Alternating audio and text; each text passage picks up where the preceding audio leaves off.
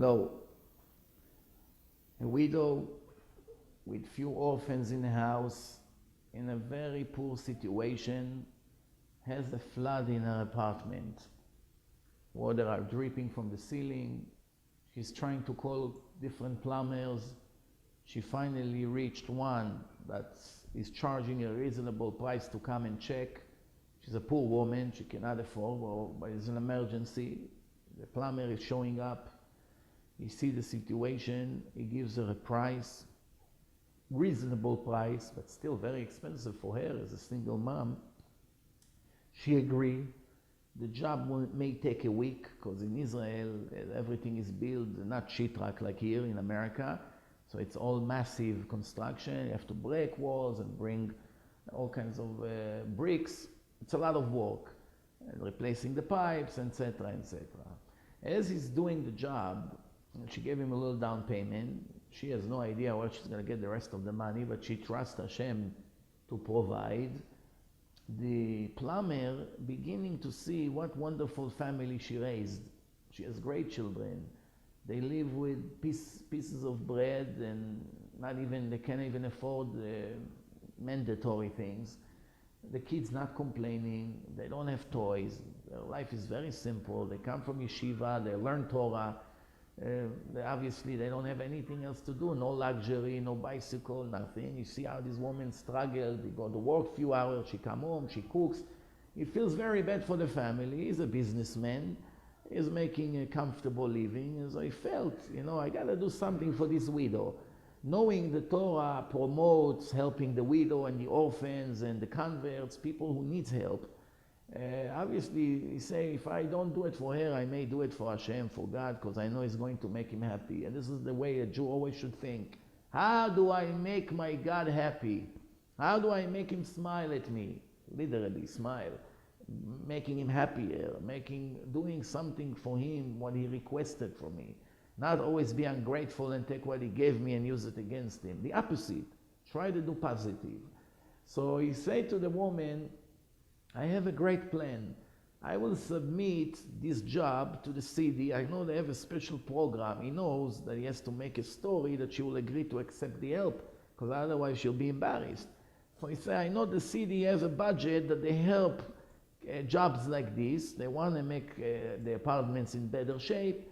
I'm going to try to get an approval to pay for the job for you, and maybe you won't have to pay anything. The next day comes with some kind of fake application. She doesn't know anything. He shows her, he says, all you have to do is sign here. You don't have to pay me anything. And what you paid me already, I'm giving it back to you. So the job will get done 100% free. She said, no, I feel bad for you. I gave you the money. How will I take it back? He said, no, don't worry. It's better for me. I get paid from the city. It's much better. They even pay me more money. All you have to do is you sign here and it's finished. The kids are very happy. Kids are very happy when they see that their parents don't have to pay money, knowing they don't have. And he finished the job. He closed the walls. Perfect. They say goodbye. They were very happy. She blesses him hundreds of times through that week, and he's gone. That's the beginning of the story. The rest is 20 years later. 20 years later, this plumber in the meantime, since that day, grew in business and became a commercial plumber. Now he's doing buildings, big projects. He has more than 10 employees that are working for him, crews, teams, cars, vans, they're coming in, out. It's big. One time, he gets a big job, very big job, a whole building to do plumbing. He goes to the industrial place in Israel. I believe it was in Petah Tikva. It's a city not far from Tel Aviv. You see a whole big storage of plumbing supply. He comes in, he gives them the list of the things that he needs for the job. He wants to get a price. So they give him a quote. They say, this is how much is going to be altogether. He said, okay, I'm going to think about it and get back to you. They write down his information. He goes back to his office. Early in the morning, the next day, he sees a huge truck is going into his parking. Before he realizes what's happening, a bunch of guys coming out of the truck, pipes, equipment, all kinds of things, all kinds of plumbing supplies. Sir, are you such and such? Yeah. Okay, this is your order. We're delivering. He said, I'm sorry, I did not order anything. I only asked for prices. He said, sir, please don't give us hard time. We're only delivering. We have other deliveries today to do. Just sign here that you receive everything. Here, we put it all here. Don't please. He said, I'm very sorry. Well, I cannot accept it. I didn't check prices. How do I know? What is this, a new way to sell? You're forcing me to take it. He says, sir, we dropped it here. You have a problem, go back to the place where you were there yesterday, take it with there. We're not taking it back. We cannot take it back. We have to go to the next job. Right away, he gets into his car, quickly he drives there. He comes in, he comes to the receptionist. He says, what's going on? Yesterday I was here, I asked for prices, you already delivered? What is this? You're planning a trick on me? I'm not going to pay. You charge me interest and penalty? No. Come, send your guys to take it back. I don't want to do business with you. She says, sir, I don't understand what you're complaining about. Look at my computer. It says the order was taken yesterday and it was paid in full and we deliver it. Nobody talked to you about money. It was paid in full. Now he's even suspecting more. Paid in full for such a big thing? It's tons of money for so much supply. He said, no, you're having it wrong. He's worried. Maybe they're planning a trick. She says, sir, I'm only working here. You have a problem? Go to the boss. He's sitting in the second floor. He runs quickly. He's all nervous. He comes, he knocks on the door. Yes. He comes in. He sees two men, one in this desk, one on the other desk. They're looking at him. He comes inside with a paper. He says, there's a misunderstanding here. I ordered this. I did not order it. I came, I asked prices. They deliver it today, and you want to charge me? And you don't want to charge me? What's going on here? So one of them say, I don't understand. Don't you see that it's paid? What do you worry about it? You don't trust us that it's paid? He said, no, I know I didn't pay. He said, you paid. For me, it says you paid, you paid. Don't ask questions.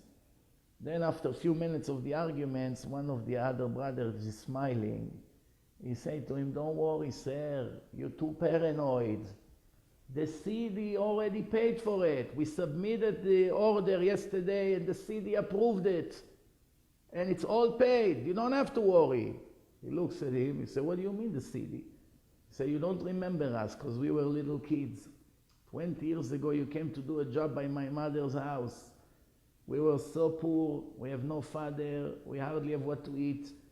You did the whole job and you told my mother a story. The CD approved it. You fooled my mother, but we knew that you're generous and you did it from your heart. 20 years I looked for you all over. I ended up being a plumbing supply. I sold to so many pliers, I never saw you here. I was waiting for you to come in. The minute you walk in, I recognize you even though your hair is all gray. As soon as I saw you, I told my brother, this is the day. I told the girl, whatever he asked about, right away deliver it. First thing in the morning, everything is in your place. Don't worry. The CD, which is Hashem, paid for everything. Finally, we have an opportunity to return back to you what you did. That's what the Torah says. What goes around, come around. Whatever you throw out, you give to others, you think you do for them. In reality, you do 100% for yourself, because for them, they'll get it one way or the other.